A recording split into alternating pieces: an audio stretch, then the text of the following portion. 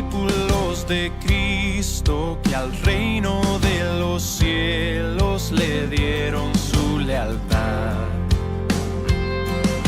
Siervos que ante él se postran. Amados hermanos, abramos la bendita palabra del Señor en la carta a los Filipenses, el capítulo 4.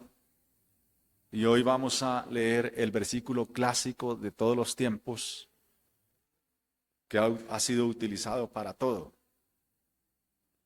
Filipenses 4:3 es un clásico. Dice la palabra del Señor: todo lo puedo en Cristo que me fortalece. Todo lo puedo en Cristo que me fortalece. Paz injuo enjo endunamao ego. Todo lo puedo en Cristo que me fortalece. A todas cosas estoy teniendo fuerza en a Él, haciendo poderoso a mí. Es la transliteración, o es como se leería, sin arreglo, ¿cómo se dice? Se me fue la palabra. Semántico, sin arreglo, se me olvidó, hay otra palabra. Es como se leería tal cual está en el griego. Amados hermanos, vimos que en el capítulo 1, Pablo nos cuenta su propio testimonio. Vimos que este pastor ora por los hermanos y que el hermano Pablo recuerda a todos con amor. Vimos que él los anima diciéndoles que a pesar de lo que él está viviendo, él está en la cárcel, la predicación no se ha detenido. Y que por el contrario su encarcelamiento ha servido para el avance del Evangelio. Y él en el capítulo 1 recoge todo esto con estas palabras: porque para mí el vivir es Cristo y el morir es ganancia. Luego también vimos que en el capítulo 2 de la carta, Pablo alude a personas egoístas que viven para sí. Ellos predican para su propia gloria. De manera que les dice enfáticamente a los hermanos: nada hagáis por contienda o por vanagloria. Y les cita 3 ejemplos hermosos. El primero cita el ejemplo del Señor que se humilló hasta lo sumo. Después cita el ejemplo del hermano Epafrodito y también cita el ejemplo del hermano Timoteo, quienes sirvieron incondicionalmente al Señor. Pablo resume este llamado con estas palabras: porque todos buscan lo suyo propio, no lo que es de Cristo Jesús. Ahora bien, en el capítulo 3 también vimos que Pablo advierte a los filipenses sobre los malos obreros, quienes han puesto su confianza en la carne. Es decir, ellos han tratado de salvarse por su propia justicia. Ellos han determinado su propio discernimiento de lo que sería la perfección, de tal manera que constituyen un verdadero contraste con los que genuinamente son obreros del Señor. Es por esta razón que Pablo les escribe sobre cosas que él pudiera usar como ventajas sobre estos falsos. Sin embargo, Pablo no quiere usar eso como ventaja sobre ellos. Y él dice que en realidad estas cosas que él ha tenido en la vida, en realidad le han sido una pérdida, refiriéndose a todos esos sistemas humanos de justicia. Pablo dice que toda esa religiosidad es una verdadera pérdida. Pablo ya fue fariseo, él ya fue legalista hasta los tuétanos. Él fue celoso de la ley hasta la muerte. Él es de la tribu de Benjamín, es decir, él fue de una tribu real o de realeza. De hecho, Pablo lleva el nombre del primer rey de Israel.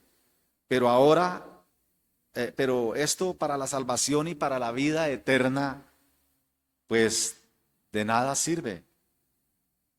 De nada sirve. Así que lo que el misionero está diciendo es que nada puede justificarnos ante Dios. En un sentido de aplicación, amados hermanos, una aplicación moderna, ¿de qué le sirve a una persona hablar griego o hablar arameo o hablar hebreo o ser un prestigioso teólogo si al final no es un nacido de nuevo? Si al final no es un nacido de nuevo. Hermanos, es mucho más conveniente para una iglesia que el pastor sea un hombre salvo. Es muy importante que en la iglesia el pastor sea salvo, sea un nacido de nuevo. Así no sea teólogo. ¿Estoy desestimando el estudio? En ninguna manera. ¿Estoy desestimando que alguien ame el hebreo, el griego, el arameo y lo estudie? En ninguna manera. Ojalá todos aquí habláramos arameo, hebreo y griego. Ojalá todos aquí fuéramos teólogos. Pero si no lo somos, espero y anhelo con todo mi corazón que todos seamos salvos. En el capítulo 4, Pablo se concentra en la iglesia filipense. Permítanme, amados, ir despacio hasta llegar a nuestro versículo. En el 1 está henchido de palabras de afecto y contiene un llamado militar al cumplimiento del deber. En el versículo 2, Pablo esgrime la unidad que debe haber en el servicio a Cristo, pero también señala que en el desarrollo de este servicio, y por razón de que somos pecadores, tenemos una naturaleza caída, pero regenerada, aunque no todavía completa, se presentan conflictos entre hermanos. Es decir, hay una cosa que subyace en ese versículo 2, y es que estamos siendo llamados a la madurez espiritual. Luego en el 3 es un llamado a la reconciliación. Como en el 2 se presentan conflictos, en el 3, ¿qué queda por hacer en la iglesia? Reconciliarnos. En este proceso también hay hermanos que sirven de ayuda y sirven como intermediarios de reconciliación. Ahora, el versículo 4 llama a los creyentes a estar gozosos, pero también muestra la fuente del gozo del creyente.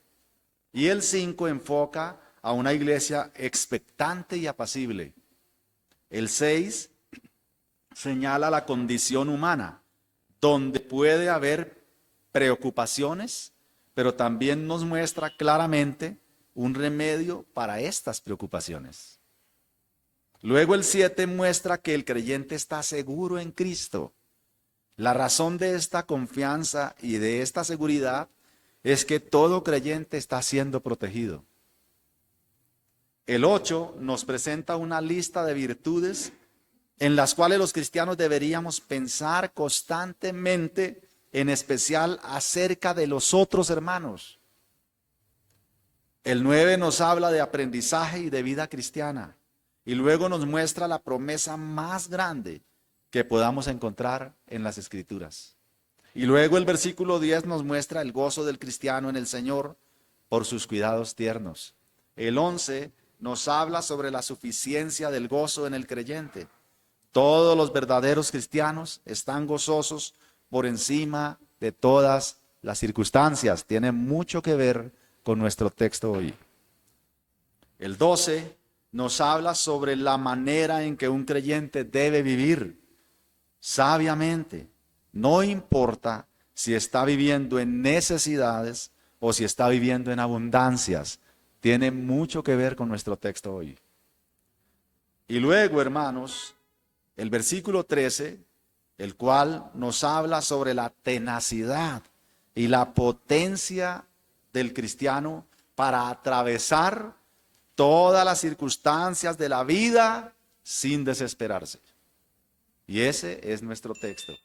Por tanto, querida iglesia, he titulado este sermón El poder del cristiano. El poder del cristiano.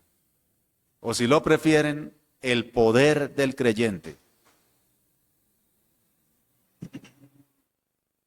Permítanme, amados hermanos, esgrimir para ustedes este versículo en 2 puntos. Nuestro primer punto, la fuerza del cristiano, se encuentra en la primera frase de nuestro texto. Todo lo puedo. La fuerza del cristiano. Y nuestro segundo punto, la fuente de la fuerza. En Cristo que me fortalece. La segunda línea del texto. Abordemos entonces, amada iglesia, con tranquilidad y despacio nuestro primer punto. La fuerza del cristiano. Lean conmigo la primera frase del versículo. Todo lo puedo.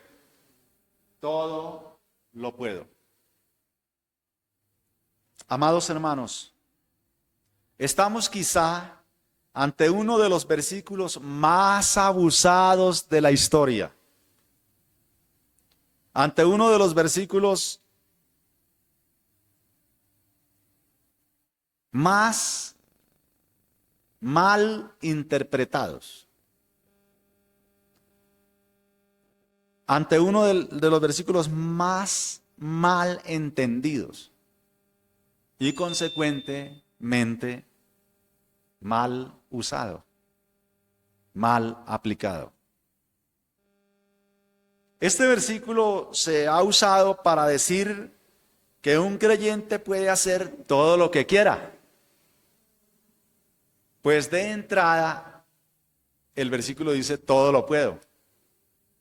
Entonces, sin contexto, se puede entender que un cristiano puede hacer todo lo que quiera, refiriéndose a emprender, por ejemplo, negocios. Entonces, usualmente uno encuentra a personas diciéndole a otras personas, no hermano, usted puede, usted es un campeón, usted logra hacer eso porque Dios te dice que tú todo lo puedes. ¿Sí? Entonces se entiende de esa manera, se entiende que podemos emprender cualquier negocio. O podemos obtener cualquier bien de consumo. O podemos conseguir riquezas materiales. O podemos tener salud. O podemos ser exitosos profesionalmente o en cualquier cosa en la vida. O podemos ser ganadores.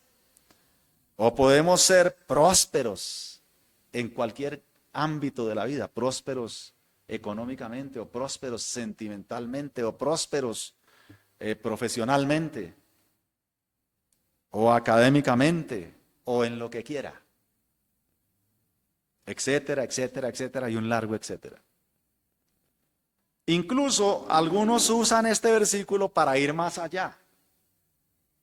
Ya no se trata simplemente de tener poder para vivir exitosamente, sino que se trata de tener poder para cosas extraordinarias.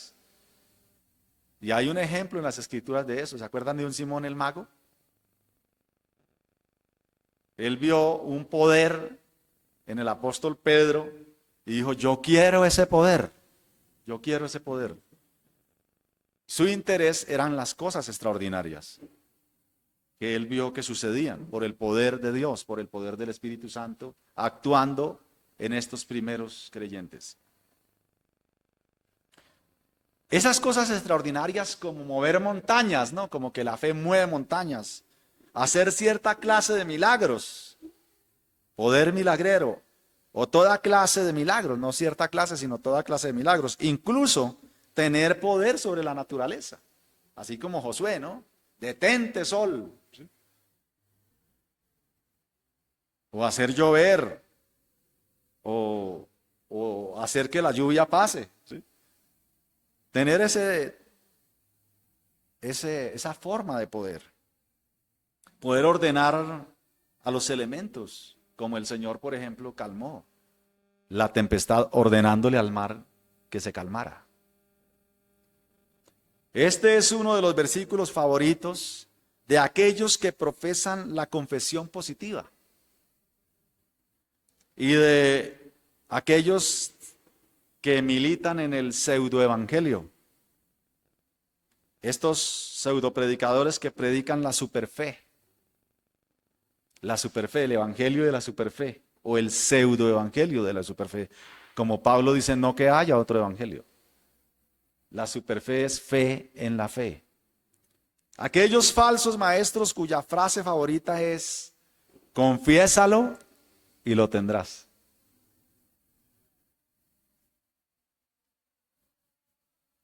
Pero nada más alejado de la realidad que esas mentiras predicadas sobre la base de este precioso versículo, porque el versículo es precioso. Esas mentiras que predicaron los falsos maestros y por todos aquellos estoicos y cínicos modernos. Eso es estoicismo y cinismo.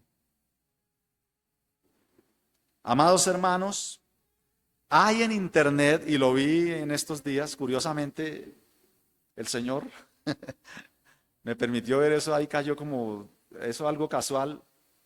Vi un video que está circulando en las redes, en internet, en las redes sociales. Circula un video de metafísica, donde se enseña a recitar unas palabras que supuestamente con un poder extraordinario, en el video afirman que todo el que diga esas palabras con fe, recibirá todo lo que desee, pero todo lo que desee, si las dice con fe. Ahora, hermanos, ¿cuál es la frase que tiene que decirse con fe que decían en ese video? Pues yo me quedé asombrado cuando la escuché. He ahí la frase: yo soy el yo soy. Yo soy el yo soy. Si tú dices eso con fe, según este video y según la metafísica que surge del sótano del infierno, pues tú lograrías todo. Yo soy el yo soy. ¿Quién puede entender eso? Solo un cristiano puede rápidamente discernir lo que le están diciendo ahí. Hermanos, ¿escucharon bien? ¿Escucharon bien? Yo soy el yo soy. Este mantra no solo es mentira, hermanos, sino que es blasfemo. Es una blasfemia. Solo hay un gran yo soy. Solo hay un gran yo soy. Y ese gran yo soy no comparte su gloria con nadie. Ese gran yo soy dice, yo soy el único. Y fuera de mí no hay quien salve.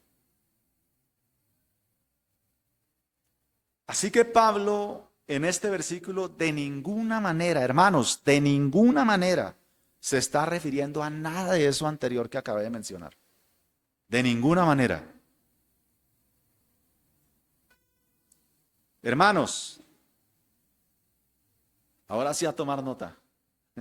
Cuando Pablo dice todo lo puedo, querida iglesia, cuando Pablo dice todo lo puedo, se refiere exclusivamente a poder vivir agradecido y tranquilo en todas las circunstancias de la vida.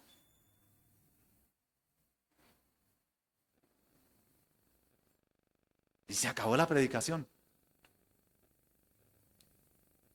Eso era lo que quería decir, todo lo puedo. Sí, hermanos. Se refiere a que tú puedas vivir agradecido con Dios y estar tranquilo en todas las circunstancias de la vida. Recordemos que ya Pablo ha dicho que ha pasado por muchas cosas, que ha experimentado en su ser tanto abundancia como escasez. Por lo tanto, él ya sabe, ya ha aprendido el secreto de la vida. ¿Cuál es el secreto de la vida? El gran secreto de la vida, los que se van para el Himalaya a preguntarle al gran sensei, ¿cuál es el secreto de la vida, maestro? Maestro, está aquí. Ser agradecido con Dios y estar tranquilo en cualquier circunstancia de la vida. Es decir, estar en la roca, el ancla de mi fe. Amén, hermana. El ancla de mi fe. Ese es el secreto de la vida que Pablo ya ha aprendido. Y como ya ha aprendido, entonces ahora todo lo puede soportar todo lo puede disfrutar según sea el caso, pero sin dejar de depender de Cristo. Pablo ahora puede disfrutar la abundancia si es que la tiene, pero sin que su corazón se desvíe de Cristo. Puede ser que la abundancia aleje más a las personas de Cristo que la escasez. Como no lo advierte Daniel 8, 11 al 14. Cuídate de no olvidarte de Jehová. Perdón, Daniel no, Deuteronomio. Cuídate de no olvidarte de Jehová tu Dios. Deuteronomio 8, 11 al 14. Cuídate de no olvidarte de Jehová tu Dios para cumplir sus mandamientos, sus decretos y sus estatutos que yo te ordeno hoy. No suceda que comas y te sacies y edifiques buenas casas en que habites, y tus vacas y tus ovejas se aumenten, y la plata y el oro se te multipliquen, y todo lo que tuvieres se aumente, y se enorgullezca tu corazón, y te olvides de Jehová tu Dios, que te sacó de tierra de Egipto, de casa de servidumbre. Entonces, todo lo puedo significa que si Dios te bendice, que si Dios te prospera, que si Dios te enriquece y te dota con bienes materiales y con mucha riqueza, tú todo lo puedas disfrutar en Cristo, sin que esas riquezas desvíen tu corazón, sin que esos bienes materiales te aparten de Cristo, sino que por el contrario, Pablo quiere decir que cuando Él está en abundancia, toda esa abundancia la pondrá al servicio de Cristo.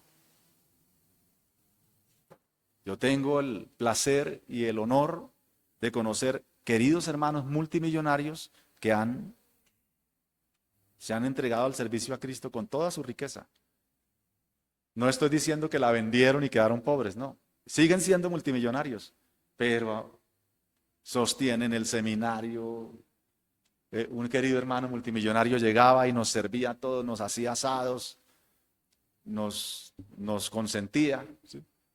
Y donaba y llevaba y traía cosas, porque él utilizó sus bienes para el servicio de Cristo.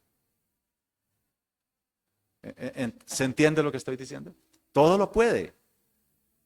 Es decir, él no es dominado por la codicia, no es dominado por la avaricia, sino que todo lo puede en Cristo. Él puede dominar esas cosas para servir a Cristo. Juan Calvino, hermanos, afirmó al respecto lo siguiente: tener abundancia es una virtud poco común y mucho más excelente que soportar la pobreza. Fin de la cita. Pablo señala que él ha aprendido a tener abundancia, a vivir en abundancia, y que puede vivir en abundancia sin que esto signifique relajarse, sin que signifique abandonar su ministerio, sin que signifique disminuir la predicación, sin que signifique disminuir el avance del reino de Dios, e incluso sin que signifique dejar a Cristo. Más bien, si este fuera el caso, Pablo aprovecharía todos esos recursos para avanzar el evangelio y así honrar a Cristo. Recuerden que él ha dicho: para mí el vivir es Cristo y el morir me es ganancia.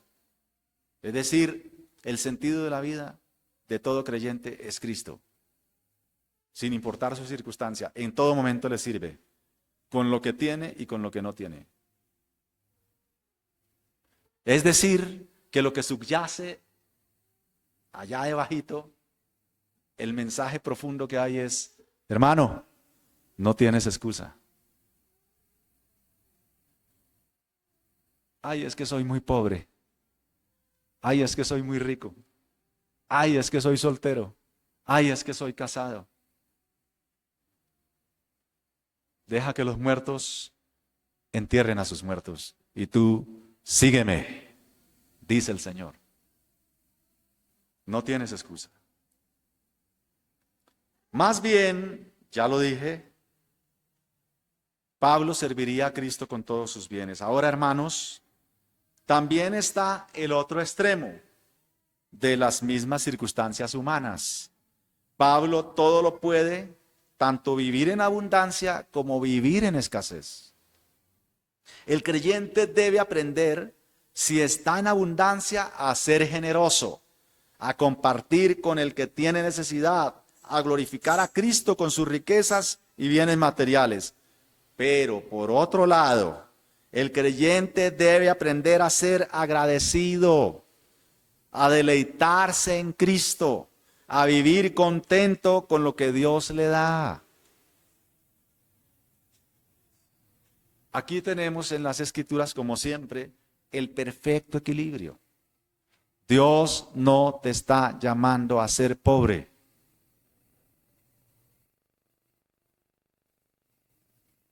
Pero si lo eres, me refiero materialmente, pues sea agradecido con Dios, vive feliz. ¿Se entiende? Ahora, si puedes liberarte,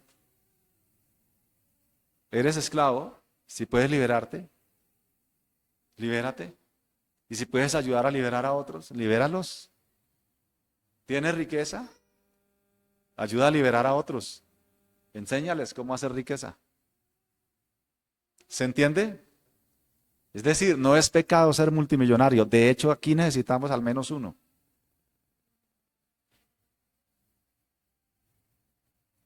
Tampoco es pecado ser pobre, porque el evangelio de la superfe predica eso, ¿no?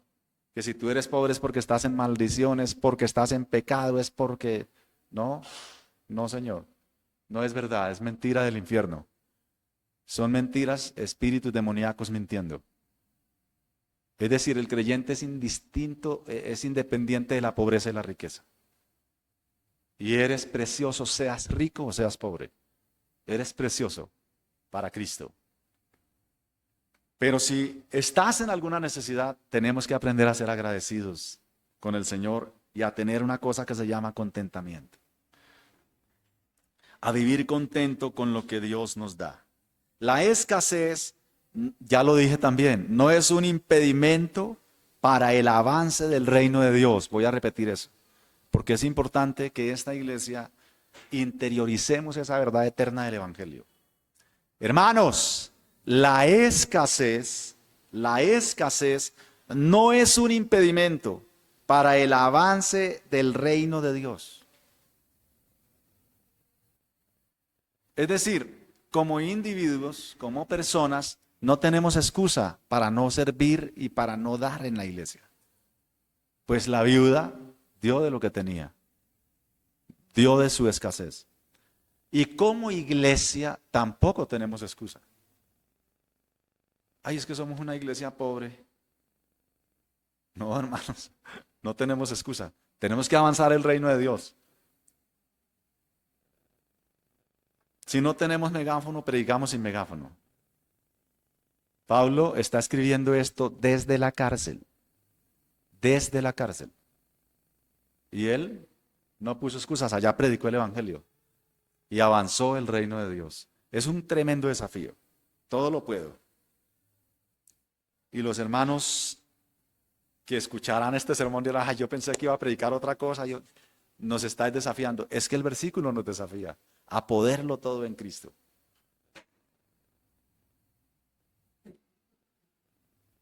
Dije que la escasez no es un impedimento para el avance del reino de Dios, pero en particular la escasez, hermanos, no es un impedimento para el gozo del cristiano.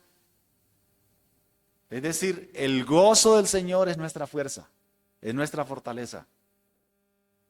Y tener necesidades no nos impide estar gozosos. Pablo tiene una visión cristocéntrica de la vida.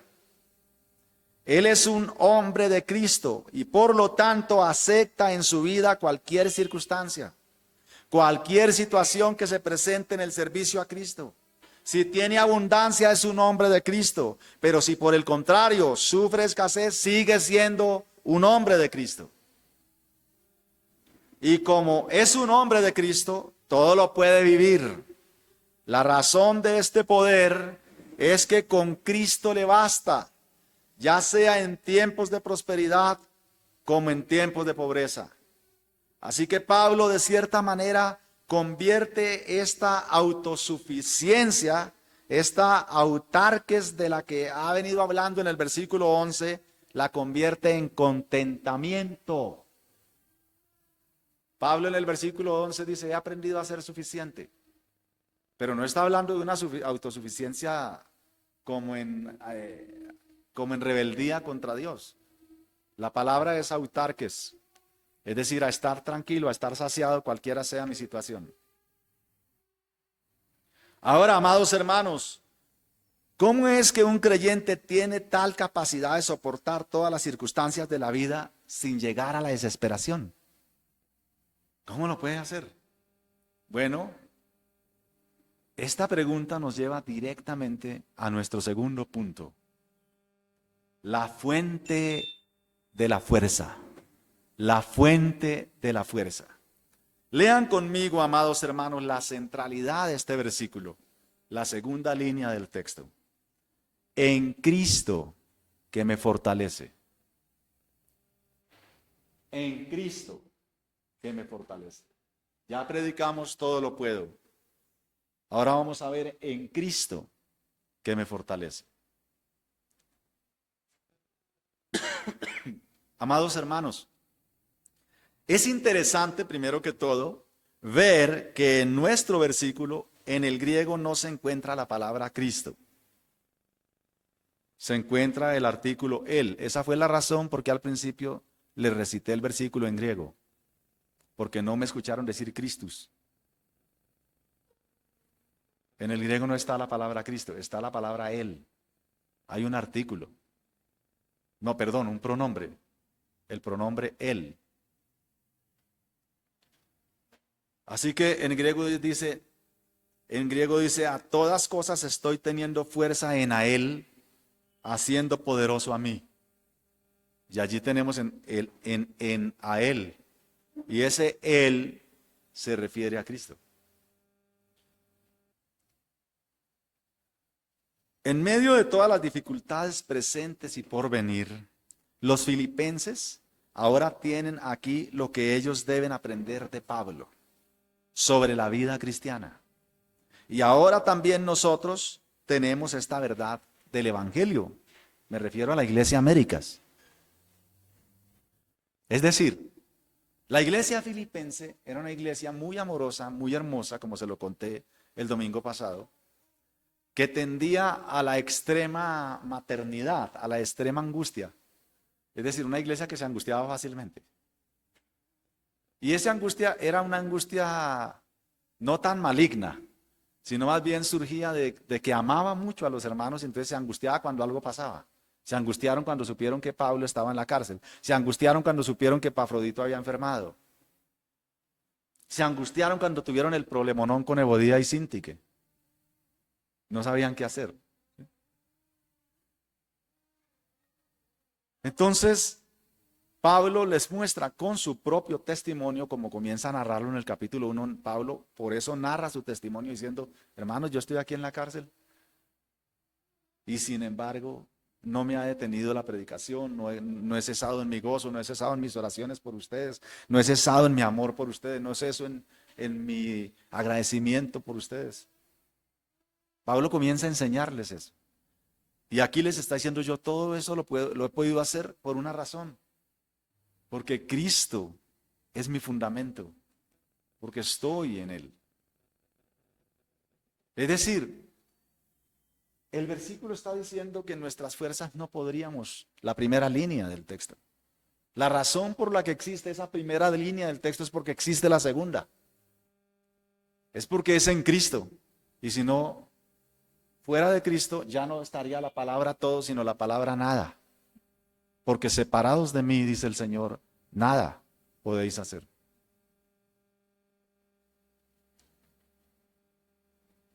Así que esta iglesia filipense y esta iglesia Américas, está aprendiendo del mismísimo apóstol Pablo y por el ejemplo que él está dando, que es porque está en Cristo que él puede soportar todo lo que puede soportar. ¿Cuál es esa verdad entonces? Estar en Cristo les capacita para la vida. Significa que ellos estarán contentos cualquiera sea la situación que sobrevenga.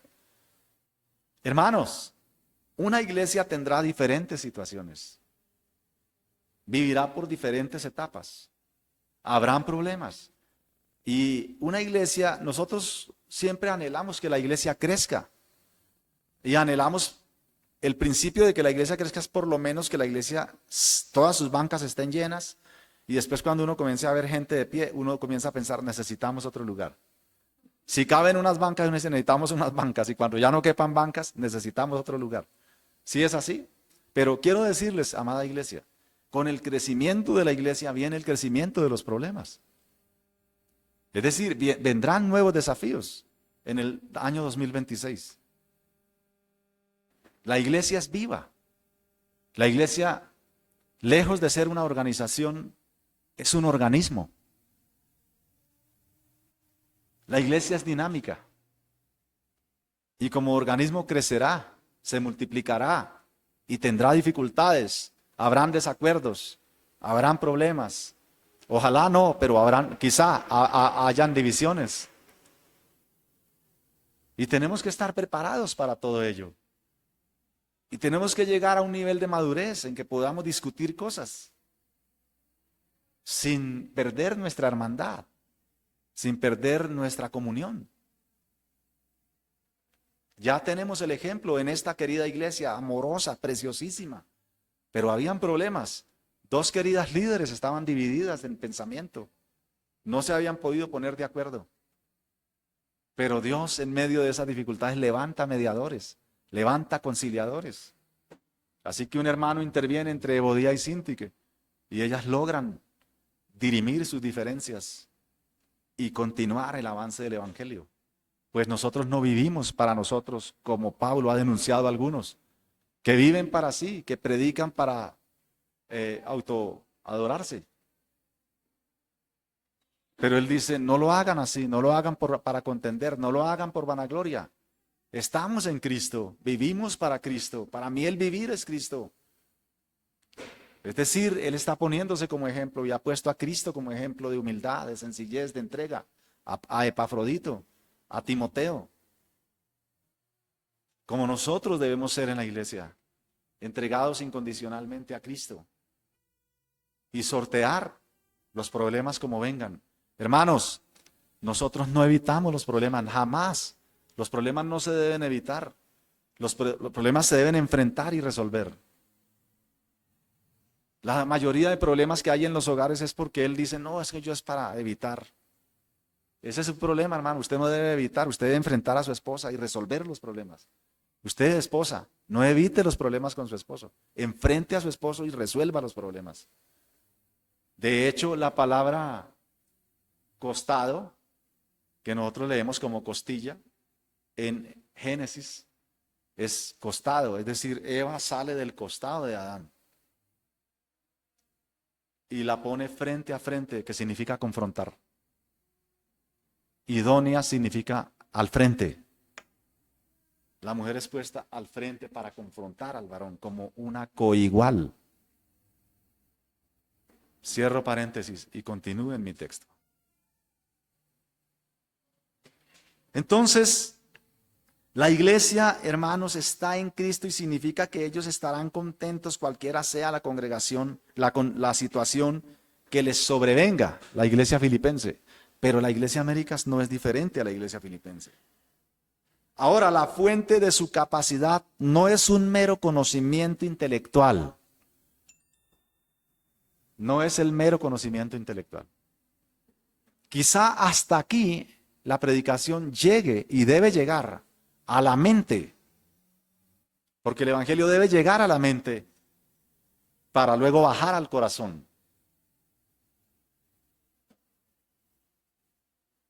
Pero no se debe quedar en la mente solamente o meramente. Es decir, la capacidad no debe residir en el mero conocimiento de la mente o en el mero conocimiento intelectual, sino que debe residir en la relación viva con el Evangelio. No es un mero conocimiento del Evangelio, de la verdad. Es una relación viva, es un abrazo, es abrazar el Evangelio. Y hermanos, el Evangelio es Cristo. Es decir, estamos hablando aquí, hermanos, en Cristo, en Cristo, Estamos hablando de una relación viva, de una relación íntima, de una relación verdadera, de un conocimiento de Cristo y de Dios relacional. Cuando Dios le dice a su pueblo a través del profeta Oseas, mi pueblo fue destruido porque le faltó conocimiento, no se refería a un conocimiento meramente intelectual o científico o teológico. No se refería al conocimiento meramente de las extracciones, de las letras y de las palabras en hebreo o en griego o en arameo. No es ese conocimiento el que Dios demanda, aunque tampoco estoy desechándolo. Pero no es ese conocimiento el que Dios demanda. El conocimiento que Dios demanda de su pueblo y por el cual, a falta de ese conocimiento, el pueblo fue destruido, es un conocimiento que surge de una relación íntima con Él. Job y sus amigos eran tremendos teólogos. Tremenda teología se esgrime en el libro de Job, pero de nada le sirve. Y al final él llegó a entenderlo, dijo, esto es un conocimiento de la mente, del intelecto. Soy un fariseo, palabras más, palabras menos. De oídas te había oído, pero ahora que he tratado, que me has tratado, ahora que he intimado contigo, ahora que me he relacionado verdaderamente contigo, mis ojos te ven. Ese es el conocimiento del cual Cristo clama en el capítulo 17 de Juan. Padre, que te conozcan a ti, el único Dios verdadero, y a Jesucristo, a quien has enviado. Y eso significa la preposición en. Estar en Cristo. Pertenencia a Cristo. Relación íntima con Cristo. Vida con Cristo. Vida cotidiana, vida diaria. No solo ser cristiano en la iglesia. Así que esa fuente de esa capacidad es un conocimiento de Cristo relacional. Es importante recordar sobre lo que Pablo viene diciendo desde el versículo 11 y hasta el versículo 13, lo cual es precisamente aclarando que su gozo no proviene de haber recibido una ofrenda de parte de los filipenses, sino que su gozo y su fuerza provienen de Cristo. Pablo quiere dar gracias a los hermanos, pero por acordarse de él y por enviarle ofrendas, pero también quiere asegurarse de que no se entienda que el gozo de él es por este hecho. Es decir, es muy grato cuando una iglesia entrega una ofrenda a un pastor o a cualquier hermano. ¿Sí? Pero el gozo de este hermano o de este pastor no debería provenir de lo que ha recibido. Claro, es grato y es gozoso, pero su verdadero, o sea, su profundo gozo, el gozo de su vida, ¿de dónde debe provenir? De Cristo, que es la fuente. Recuerden nuestro punto, la fuente del poder. Así que este pastor está señalando el elemento práctico de lo que ha dicho en el versículo 21 del capítulo 1. Para mí el vivir es Cristo. Esa es la teoría. ¿Y el elemento práctico? Entonces lo está señalando en el capítulo 4, versículo 13. De modo que si la vida de un creyente es Cristo, esto significa que está centrado en Cristo, no en lo que le pasa en la vida, lo cual sería sería un antropocentrismo o una autocomplacencia, y en últimas pues es una autoadoración. Quiero señalar el ejemplo de un querido hermano que todas las noches de culto me esperaba en la puerta o a veces se quedaba ahí, ¿sí? O sea, no, en la iglesia era así en un segundo piso igual, ¿sí? Entonces bajábamos, yo bajaba y él estaba ahí, ¿sí? O él se quedaba y bajábamos juntos. Y él comenzaba a pedirme consejo acerca de su relación matrimonial. Y hermano, es que esto y tal, y yo oraba por él, me quedaba, mejor dicho, el culto se terminaba a las 8:30, yo me bajaba a las 10 de la noche, ¿sí? Y ahí en la calle, o caminando así por las cuadras oscuras, y yo oraba por él y le aconsejaba lo que el Señor me ayudaba de su palabra. Y eso fue muy seguido, hasta que yo comencé a orar íntimamente por él, o sea, ya en mi soledad. Comencé a orar por el hermano y a orar. Y una noche el Señor me dio estas palabras para él. Cuando él comenzó su queja, porque era una queja, era una forma de quejarse, yo le dije, hermano amado, quiero invitarte a que ya no te mires a ti misma, que quites tu mirada de ti, a que ya no te autoadores, no te autocompadezcas, no te autocomplazcas. Comienza a adorar a Cristo. Bájate del trono, porque Cristo es el Rey. Y comencé a hablarle de la autoadoración, de la autocompasión, de la autocomplacencia.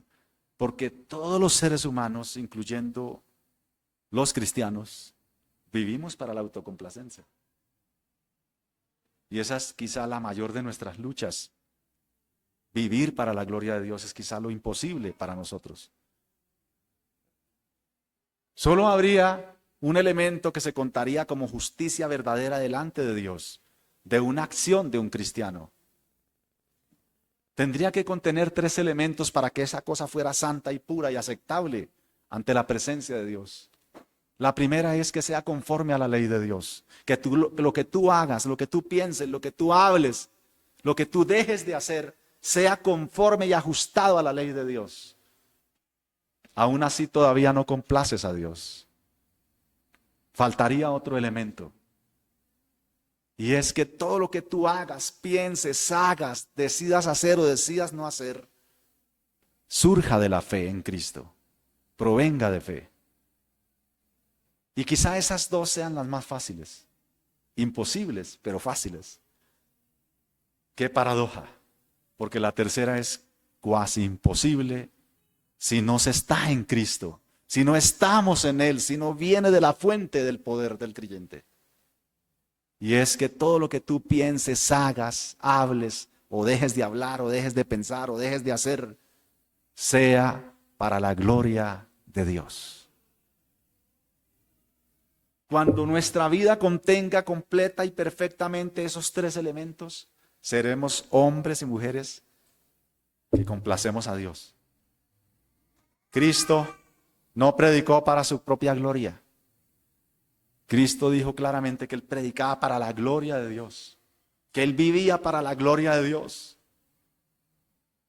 Cristo, todo lo que hizo en su vida fue ajustado perfectamente a la ley de Dios y todo provino de la fe, pues Él es el autor y el consumador de la fe.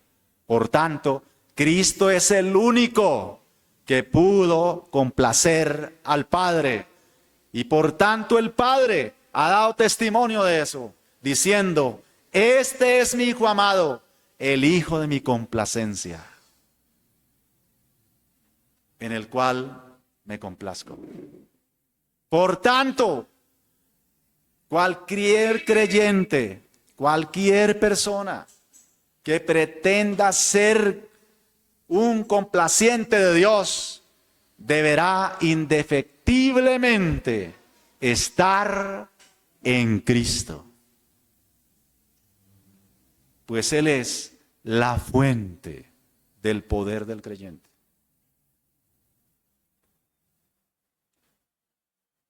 Entonces, amados hermanos, ¿qué nos está enseñando nuestro texto? Amados, lo que subyace en el texto es el contentamiento que un creyente tiene en Cristo. Es el deleite que se experimenta en su presencia, en su servicio, en la coparticipación que tenemos tanto en su vida, sus padecimientos, pero también en sus victorias sobre todos los enemigos de Dios. Y por supuesto, al final también participaremos con Él y en Él en la victoria que Cristo obtuvo sobre el último enemigo, el cual es la muerte.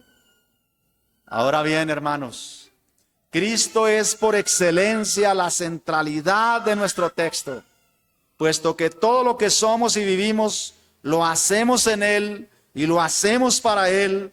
Todo lo podemos porque estamos en Él. Por Él y para Él son todas las cosas, y separados de Él nada podemos hacer.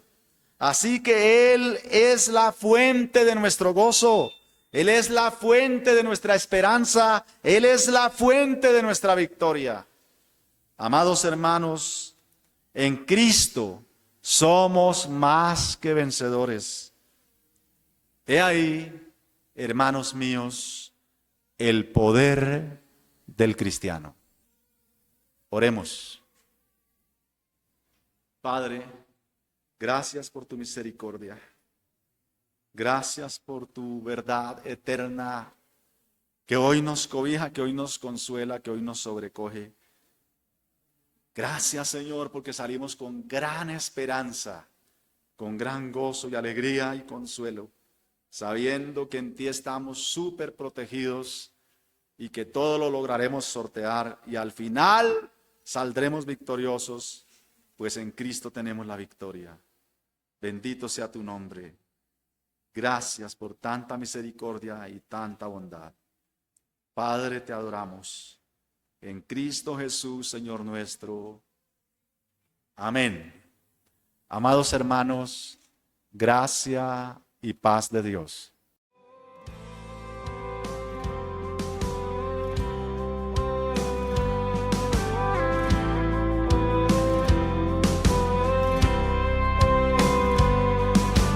Fieles discípulos de Cristo, que al reino de